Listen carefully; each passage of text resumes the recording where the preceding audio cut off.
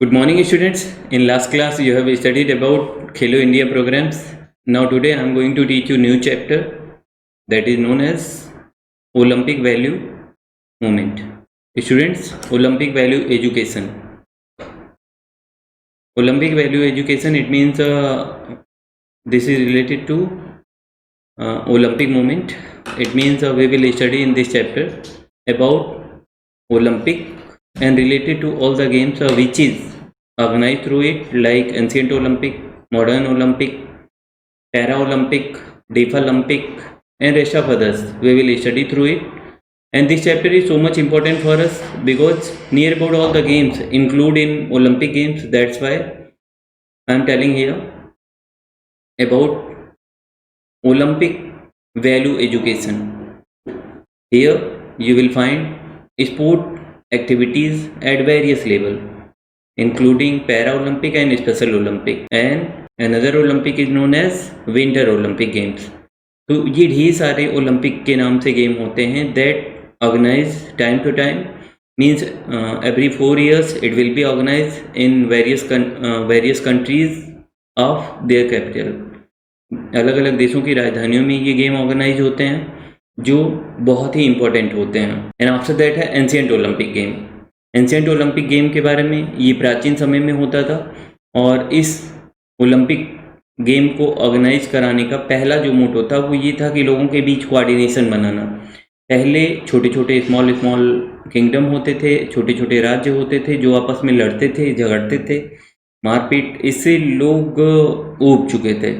तो उनका ये मानना था कि ये जो युद्ध रोज रोज हो रहे हैं या रोज रोज जो लड़ाई झगड़े हो रहे हैं, इससे बचने का एक तरीका है कि लोगों को यूनाइट किया जाए, यूनिटी में लाया जाए और गेम ऑर्गेनाइज कराया जाए. तो पहली बार एंशिएंट ओलंपिक गेम जो ऑर्गेनाइज हुआ वो ग्रीस में हुआ और ये गेम जो होता था वो प्री हिस्टोरिक पीरियड में होता था और ये कई सेंचुरी तक चला और ये एज अ ग्रीस फेस्टिवल के नाम से जाना जाता है. और जो रिकॉर्ड बताते हैं वो गेम जब शुरू हुआ तो वो 776 BC, इट मीन्स 776 BC में शुरू हुआ और ये गेम जो खेले जाते थे वो Athens near valley of offer river. Offer river के बगल एक मतलब साइड में ही एक वैली थी, वहीं पे ये ऑर्गेनाइज होता था और उस स्थान का नाम था ओलंपियाड. और ये गेम जिस गॉड के उपलक्ष्य में मनाया जाता था, जिस गॉड के ऑनर में, सम्मान में मनाया जाता था, वो थे गॉड जीसस. वो एक चरवाहे की लाइफ बिताते थे, मीन जो पशु को चराते हैं, जानवरों को चराते हैं उनके, और ये बहुत फेमस हुआ करते थे. तो इन्हीं के नाम पे ये गेम ऑर्गेनाइज होता है, उन्हीं के सम्मान में ये गेम ऑर्गेनाइज होता है और ये ऑनवर्ड तब से चलता आ रहा है. हाँ, ये है कि 394 AD में ये गेम फिनिश हो गया क्योंकि थियोडोसियस सेकंड जो थे उन्होंने जो है आक्रमण किया एथेंस पे और उसके बाद सारे के सारे जितने ओलंपिक का स्टेडियम था उसको तहस नहस कर दिया. और उसके बाद एक और दुर्घटना हो गई, miss happening was held there.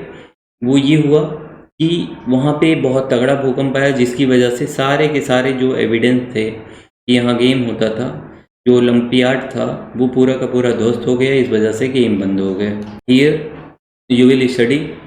और एक चीज़ और, जो जो ज्यूस थे, इन्हीं के बेटे के नाम से, इन्हीं के बेटे का महत्वपूर्ण योगदान है एंशिएंट ओलंपिक को ऑर्गेनाइज कराने में और उन्होंने ही ये गेम को ऑर्गेनाइज किया, जिसके उन्होंने कुछ रूल्स बनाए और एलिजिबिलिटी कुछ क्राइटेरिया रखी.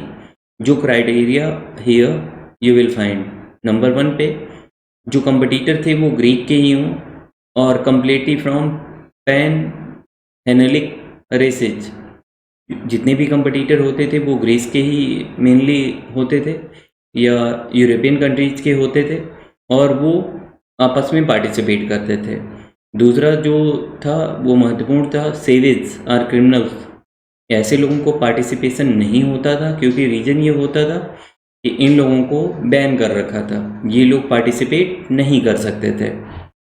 तीसरा जो रीज़न है, जो कंपटीटर होते थे वो मिनिमम 10 मंथ की उनकी प्रैक्टिस होती थी, ट्रेनिंग पीरियड होती थी before organising the game. Game organise से पहले वहाँ उनको तैयारी करनी होती थी और वो तैयारी करते थे, और उसके बाद 1 महीने पहले ही वो वहाँ आ जाते थे और जो स्पेसिफिक ट्रेनर होते थे उन्हीं के अंडर में, अंडर गाइडेंस में वो प्रैक्टिस करते थे, और उसके बाद वो गेम में पार्टिसिपेट करते थे। और जो कंपटीटर होते थे वो एमेच्योर होते थे, प्रोफेशनल नहीं होते थे। मींस जिनका मोटो ही यही था कि गेम को खेलना और उसको बढ़ावा देना, यही था, और इस चीज़ को वो यूटिलाइज करते थे। Means amateur sport persons will participate in ancient Olympic game. They were participated in this game and after that perform for their nations. Fifth जो था, वुमेन पार्टिसिपेशन बैन था। क्यों बैन था? और उनका देखना भी बैन था। क्यों? क्योंकि रीजन ये होता था कि all the participants participated in ancient Olympic game without cloth. केवल और केवल एक ही लोगों को वुमेन्स में देखने का मौका मिलता था।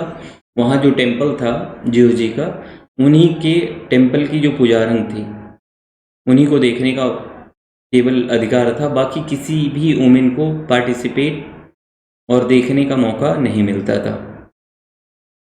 और ये जो इवेंट ऑर्गेनाइज होते थे वो इवेंट 5 दिनों तक चलता था, और एवरी 4 ईयर्स ये गेम ऑर्गेनाइज होते थे।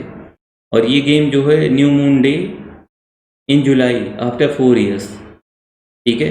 और ये ओलंपिक जो होते थे ऑनवर्ड्स 5 डेज ये चलते थे, और वो भी एक क्रम में। जैसे पहले दिन ओपनिंग सेरेमनी होती थी, और उस ओपनिंग सेरेमनी में जो है केवल और केवल रिचुअल्स और रिलीजियस कस्टम से रिलेटेड एक्टिविटी परफॉर्म किया जाता था। सेकंड डे जो होता था वो एम्फीबियंस का मतलब जितने भी गेम होते थे वो एनिमल से रिलेटेड होते थे। मींस उसमें जो है जो पीपल हैं उनकी पार्टिसिपेशन नहीं होती थी। थर्ड डे जो होता था वो डायलॉस होता था, जो पैर के रेस होते हैं, डॉली चॉस होता था।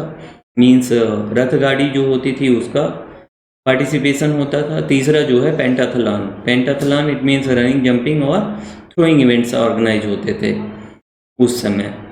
फोर्थ पुगलिस को हम जानते हैं बॉक्सिंग के नाम से, रेसलिंग के नाम से, या sword fighting and other contact game या रिलेटेड गेम इस दिन परफॉर्म किए जाते थे चौथे दिन। और 5वें दिन जो होता था वो क्लोजिंग सेरेमनी होती थी।